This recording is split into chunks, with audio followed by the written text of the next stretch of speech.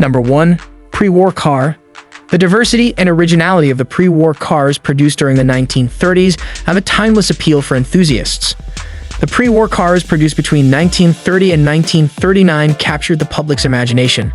Companies like Morris and Wolseley responded by designing and manufacturing multiple versions of different models each year, often launching them at the Innovative Motors Show. The inconsistencies of cars from the Roaring '20s were replaced by new design features such as overhead camshafts and stay-clean wheels. Technological advancement of pre-war cars. In 1935, Rolls-Royce, whose luxury cars are still produced today, introduced the Phantom IOA with a superior V12 engine, making it the most technologically advanced car of its time. The MG Midget series focused on speed with their racing car, the EDEX 120C Type, launched in 1931. This car had a 750 engine capable of reaching 100 miles per hour, with only 44 manufactured during 1931 to 32. Wolseley's Hornet, unveiled in 1930 with a single carburetor, was updated in 1932 as the Hornet Special, featuring twin carburetors and a 4-speed gearbox. Pre-war cars' popularity. Availability increased in the 1930s with Austin and their rivals Morris targeting the mass market with compact, practical vehicles. The Austin 7, designed in 1922, saw 20,000 units in circulation by 1939. It also appeared in America as the Bantam, in France as the Rosengart, and under the name Dixie as BMW's debut model. The Morris Minor, produced between 1928 and 1934, gave way to the Morris 8, which launched at the 1935 Motor Show in 7 different versions, including a van. Morris had several other models in production, including the Oxford 20 1934, the 2-seater Series 1 in 1937, and 2 versions of the 8, Series E 1939. Wolseley's pre-war cars, featuring stylish 3-tone color schemes, were constantly evolving. By 1934, the Hornet Saloon had undergone several upgrades and became the new Hornet, also available as the 12, new 12, and with an improved 1,604 engine, the 14. The Wolseley 9 with a 1,018 engine appeared in 1934 and was relaunched as the Wasp in 1935 before production stopped in 1936. Pre-war cars collectors. Many clubs are dedicated to the pre-war cars of the 1930s, organizing events and rallies throughout the year. There is a strong sense of camaraderie among members who spend hours renovating these beautiful old cars, sourcing spare parts, or recreating components from original plans. Forgotten Austin 7s and MGD types are often discovered hidden away in old barns or garages, waiting to be brought back to life. Number 2. Race cars. Motorized racing has existed since the invention of the car. Over the years, various professional organizations have solidified the rules, giving rise to familiar events like Formula 1, the World Rally Championship, Le Mans, Group B, and many more. Each generation sees new cars and drivers making their mark, further enriching the legacy of classic race cars. Classic racing life race cars represent the pinnacle of performance from various eras in driving history. Each is a finely tuned machine, often outperforming modern road cars with ease, and they certainly look far better than the homogenized range of contemporary city cars. For collectors, owning classic race cars is like possessing a piece of history. In many cases, they can experience that history firsthand by driving these remarkable vehicles. Owners of classic race cars, of course, classic race cars would be little more than inert piles of machinery without their drivers. Ray Evernham, a classic race car owner, has done it all. He has raced professionally, worked as a crew chief, car owner, and consultant. He's transformed his racing career success into an extensive collection and museum of classic race cars. Sometimes famous collectors are starting out as drivers, but as avid enthusiasts. Jerry Seinfeld, for example, is the proud owner of over 150 classic cars, including a large selection of classic race cars. At one point, the comedian owned 46 Porsches, including a 1959 Porsche RSK Spyder that was later sold at auction. Classic race cars. Over the years, various classic race cars of different makes and models have risen to prominence. It's hard to think of racing without thinking of Formula 1, and within the sport, the McLaren MP4/4 stands out as part of one of the most successful car and driver pairings, winning 15 out of 16 races in 1988. In the world of Group B rally, the Peugeot 205 T16 is perhaps the most iconic classic race car.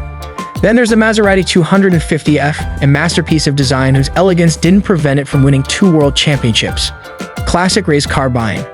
The best way to find classic race cars is to connect with other collectors and enthusiasts. These rare vehicles won't be found just anywhere, so auctions are a great place to start. Number 3. Mille Miglia eligible cars. The Mille or 1,000 Miles, is historically a famous race car event that took place in Italy from 1927 to 1957. The event was resurrected in 1977 and is now run as a traditional race for classic, vintage, and rare cars. Mille eligible cars. Mille eligible cars are vehicles manufactured no later than 1957. At least one specimen of each model must have participated in one of the historical races or at least completed registration formalities. Mille eligible cars and the race. Mille eligible cars are organized by their starting slots, with smaller, slower displacement cars going first. Since 1949, these cars have been assigned numbers corresponding to their start time.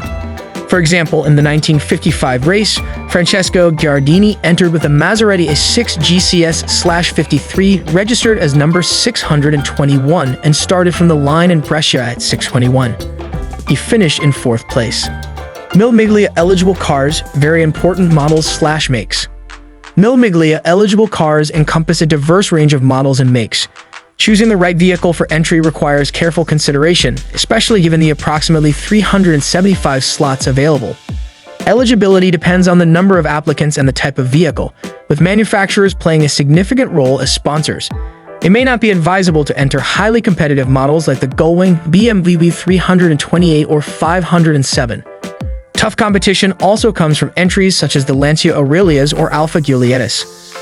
Opting for a pre-war car is a good start, ideally one that is rare, significant, and participated in the Miglia in period.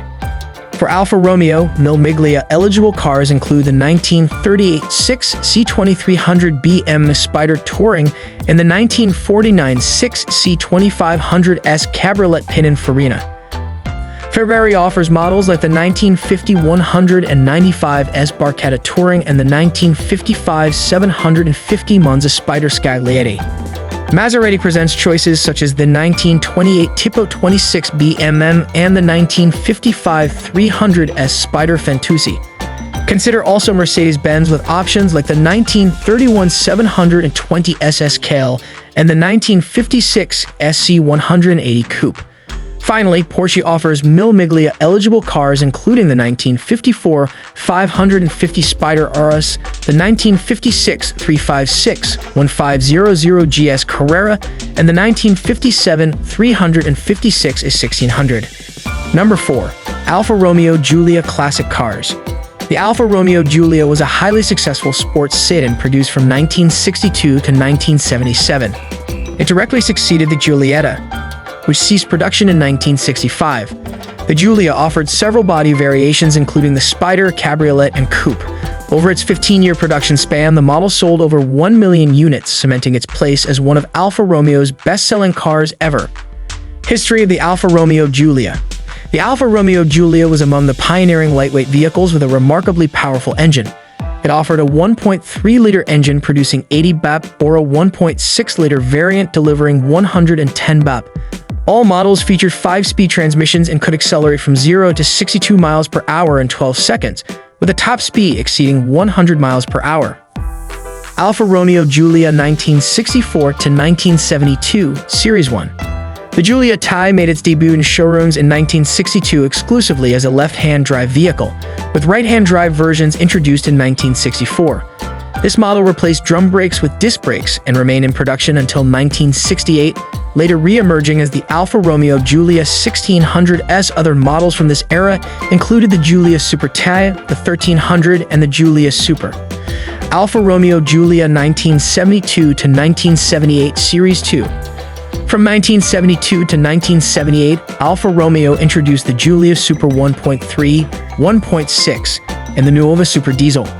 The diesel version, powered by a Perkins 1760 engine producing 55 bp, was notably slower than other models in the series with a top speed of 86 miles per hour. Special Alfa Romeo Giulia models. Alfa Romeo also produced special variants of the Giulia, including the Spider Sprint and Sprint Special. These were updated versions of earlier Giulietta models, now equipped with 1.6-liter engines instead of the original 1.3-liter engines. The Spider stands out with its distinctive bonnet bulge to accommodate the slightly taller engine.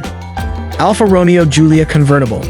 The Alfa Romeo Giulia GTC debuted in 1965 at the Geneva Motor Show, offering a convertible option. Production lasted only until 1966, with just over 1,000 units manufactured, making it a lesser-known model in the Giulia lineup. Number 5. U.S. muscle cars. This term holds special reverence in the U.S., referring to American-made cars primarily from the 1960s and 70s. These vehicles are known for their powerful engines, designed for high-performance driving and distinctive two-door configurations.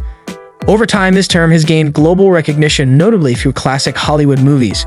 Lifestyle of muscle cars. After the conservative 1950s, America hungered for something fresh and rebellious. While some embraced the carefree spirit of the swinging 1960s and its hippie culture, others took a defiantly different path: man versus nature. Nothing embodied this spirit more than the motorcycles and muscle cars of the era.